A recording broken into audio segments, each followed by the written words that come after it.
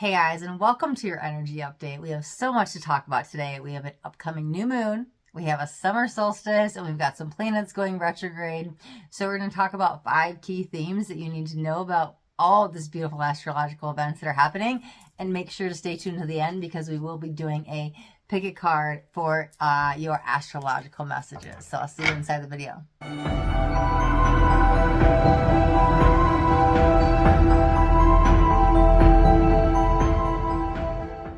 Hey guys, and welcome to this week's energy update. And in today's video, we're talking about 5 key themes that you need to know about that are affecting us energetically, astrologically, all these beautiful energies that are happening. So the first thing I want to talk about is the new moon we are having on June 18th. So June 18th, 2023, we're having a new moon. So we're starting another brand new moon cycle. And this moon is in Gemini as we kick off Gemini season. So, or as we're in Gemini season. So what is the theme of this new moon for the next 2 to 4 weeks? Is all about love and passion. So one, this could play out a couple different ways. One, romance is in the air, but I want to highlight this as it may not necessarily mean romance, falling in love in a partnership, in a dating, in a relationship. Falling in love with self, falling in love with your job, falling in love with an item, falling in love with energy, falling in love with something that you're doing, a hobby. There's this falling in love, this romance energy in the air because Gemini is a very multifaceted energy, but what's going on astrologically now when we align with the summer solstice and all these planets that are going retrograde, which we'll talk about here in a second, it's literally following the passion and opening the heart and developing these beautiful skills that could be around self-love, it could be around creating a business, it could be so many things, but there is this expansion in the heart chakra energy. So it's reconnecting with your heart and following your heart here in the new moon, and this will carry over in the next 2 weeks. You'll probably feel it really strong around the 18th, a few days before, a few days after, but hang tight because we got 4 weeks of falling in love with self, with others, with passions, with glory, with all kinds of stuff. So the second thing I want to talk about is the summer solstice. So if you are in the northern hemisphere, we are having the summer solstice. If you're in the southern hemisphere, it will be the winter solstice. So I'm going to talk about the summer solstice because I am in the northern hemisphere. That will be happening on June 21st. And let's talk about what this means. So the solstice will be the longest day of the year. The sun is at its highest point in the equator. The sun and the summer solstice also relate with the fire element. So there's a lot of fire element activations coming on. The summer solstice is also bringing in a lot of expansion and a lot of growth. It's bringing in actually a lot of abundance. So if you guys have heard my other energy updates when I talk about the seasonal year and how the year starts on the spring equinox, we're going into the second phase of the seasonal year. So the spring equinox, we planted the seeds, we got in that fertile creation energy, and now things are starting to develop, okay? So things are coming alive. If you look at the plants in your garden and the stuff that's all blooming, everything's actually already in bloom. It's not blooming. We've already tapped into the creation energy. So as the energy is alive outside in the plant, so are we. We're very magnetic. We can lead into instant manifestation. We can call things forward us to a more rapid rate. Whatever seeds we planted back since the spring equinox now could be coming here in the physical, coming into fruition. Things could be taking off and getting a lot of movement. Things you've been waiting on that might have been stuck the last few months. Energetic things are alive at this time. Also use this energy for inspiration, for boldness, to celebrate, to lift you up.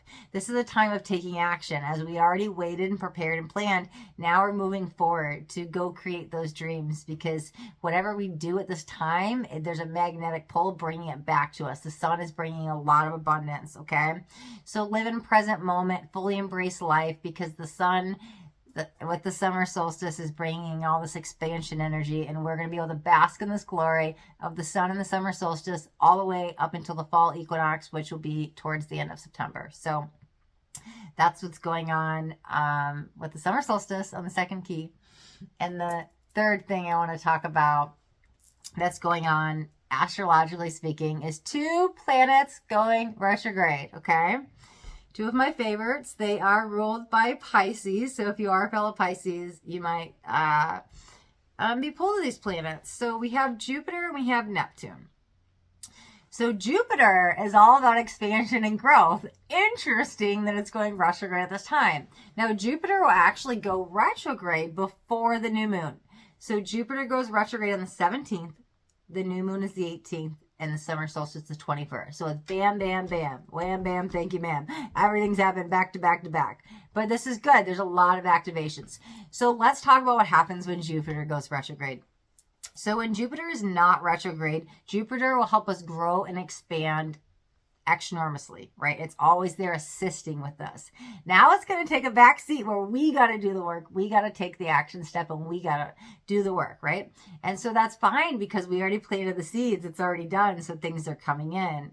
So now we get to be the one to initiate and take all those action steps, which are really important because that word action is in law of attraction, is a missing part that most people don't realize that is developed with law of attraction. Plus, we have the law of action that's going to work in our favor at this time as Jupiter goes retrogrades. So it's like I said, stepping in that boldness, activating that creativity, and allowing the inspiration. If you get an inspired idea or you feel really inspired, act on it in that moment. There's a reason you're feeling, wow, this feels like a good idea.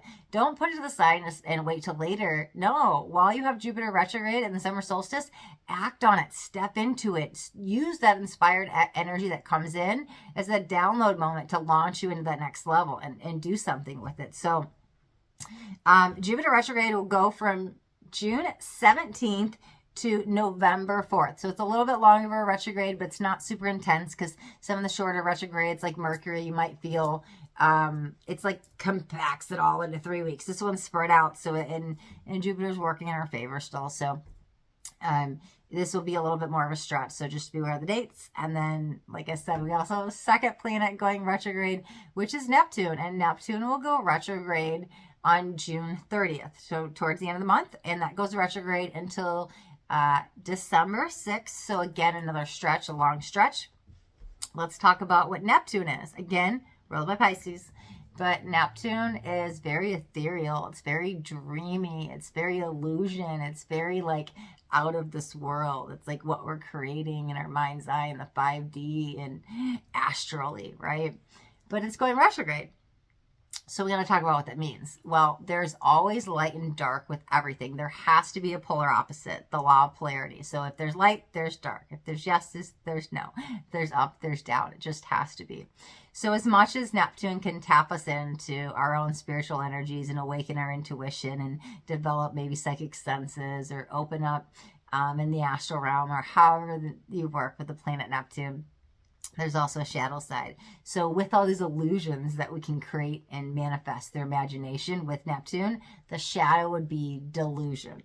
So watch out for this energy that may show up because Neptune's got the shadow. And so all of a sudden you may be like, here, let me give you some good examples. So like love's a good example, right? Sometimes we have those blinders on and we want to think the best of our person, or we have those love goggles and we're not seeing things clearly, right?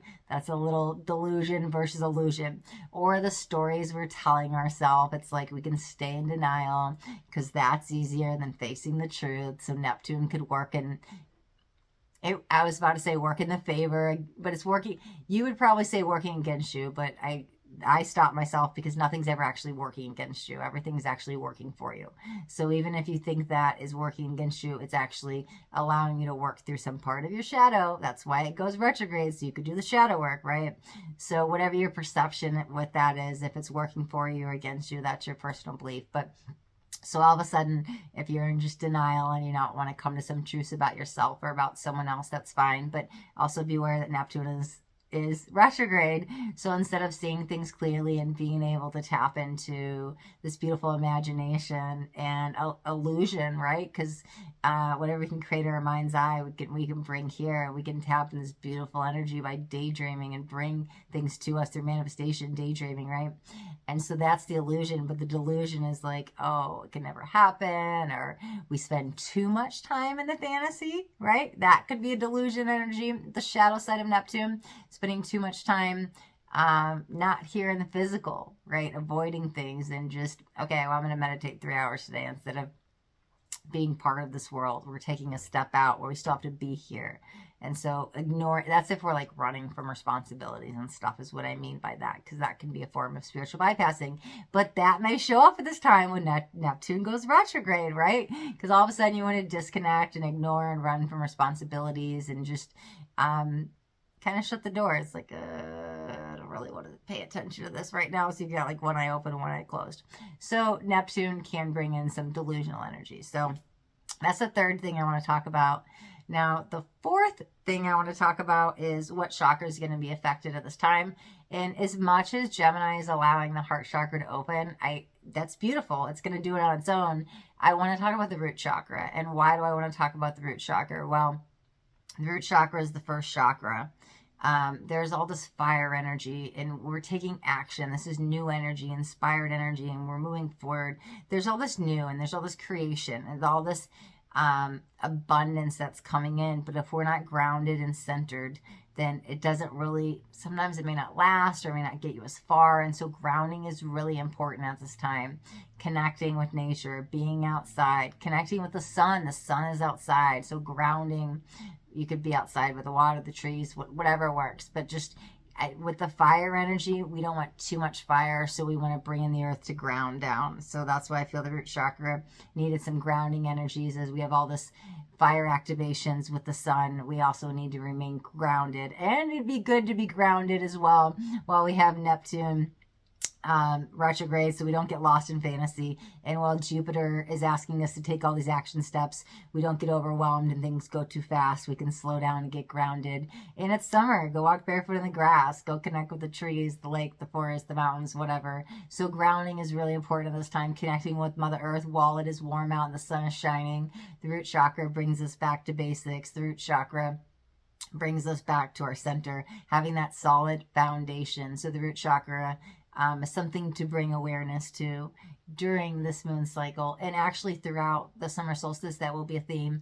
But as the moon changes its signs and we get into full moons and new moons over the summer solstice, different chakras will be activated, because that summer solstice is about 3 months. So the next new moon, it will be in another astrological sign, Cancer, and so that might be more water energy. It might be more heart. It might be intuition, third eye. I'll see what messages come in from my guides as I do channel these messages before I shoot the videos. So just expect root chakra grounding for the next 3 months. But again, really heavy at this time as we shift in the summer solstice, and we shift into planets going retrograde, and we shift in the new moon. There's a lot of shifts taking place. So that's the fourth theme. And the fifth theme I want to talk about here is come back to breath and come back to body, because there's a lot of stillness energy and just connecting with the land and connecting with nature and coming back to your body and coming back to your breath. If you start to get overwhelmed, as I was talking about the Jupiter retrograde and doing so much, and you're very busy in this huge expansion energy through the summer solstice and the retrograde of you stepping up and becoming a leader, okay, I'm a little anxiety, I'm panicked, I'm worried, I'm stressed, like whatever's going on, we can just come back to the breath and come back to the body. So no matter what's going on right now, it can be as simple as closing the eyes, taking some deep breaths into the nose and out through the mouth.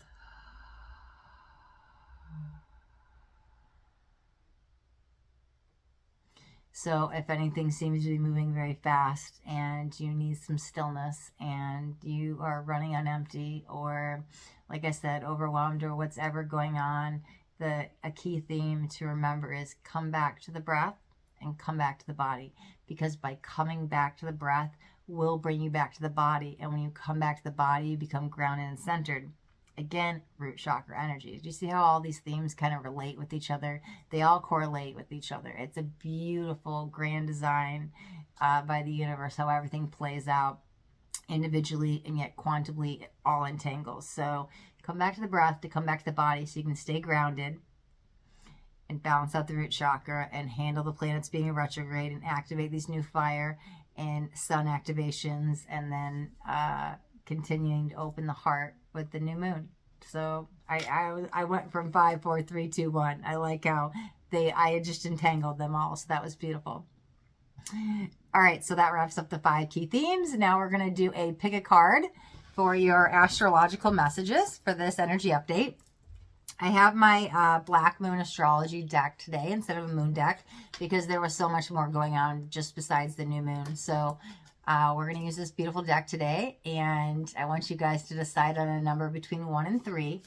Whatever number you're drawn to the most will be the card that has your message. So there will be timestamps in the description of the video, and we'll jump right into card number 1. We've got Mars, which says force, and is the activating by the number 5. So let's talk about the 5 for a second. 5 is growth, as we talk about with the summer solstice. 5 brings in change, as we talk about shifting into a new moon, shifting into a new season, shifting into planets being retrograde. So Mars wants to come in to remind us not to force things, to go with the flow, to let it go, to let it flow, right? Let go of the stress, the worries, the anxiety, so you can let it flow and trust the divine energies. So when we're getting quick-tempered and mood swings and it's getting overwhelmed, remember, Mars is still at play. Just because a planet's not retrograde doesn't mean Mars is still not interacting with us at all times. And so when things get rough or tough, don't force it. Don't force the energies. Let it go, because the 5's conflict goes to change. So ignore it. Well, not to ignore the conflict. Breathe through the conflict to get to the change, to get to the other side of it, okay? That was card 1. Let's grab card number 2. So if you chose card number 2, here is your energy update message. Beautiful. Okay. So we have Cancer, I feel. Interesting, because I did reference the Cancer new moon. So you guys might have some Cancer placement. It doesn't have to be, but again, you add the 6 and the 1 together and you get a 7. 7 is a very abundant energy. It's your hard work paying off. So for some of you, you may have been waiting for these manifestations to come in, wondering when they're going to come in. Well, your time is ripe right now. These energetics are alive.